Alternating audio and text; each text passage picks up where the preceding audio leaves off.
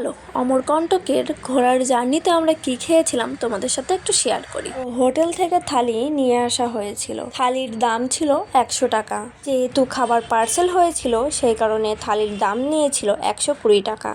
তো দিয়েছিল একটা টিস্যু আর এই যে পাঁপড় দিয়েছিল, যেটা খেতে একদমই বাজে। পাঁপড় থেকে মাছের গন্ধ, এটা আমি একদমই মেনে নিতে পারিনি।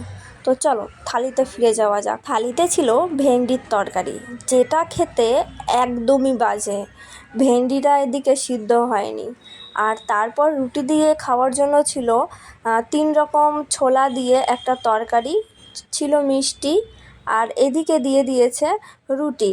এখানে রুটি 5টা ছিল, কোনো সময় 6টাও দেয়, আবার কোনো সময় 4টেও দেয়। আমরা যেহেতু পাঞ্জাবি হোটেল থেকে খেয়েছি, তো পাঞ্জাবি হোটেলের খাওয়ার দাওয়ার মোটামুটি অ্যাভারেজ ভালো ছিল।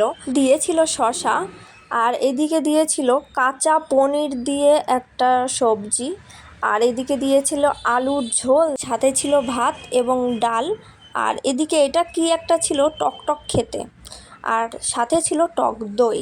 তো এই ছিল আমার ভিডিও, বাই।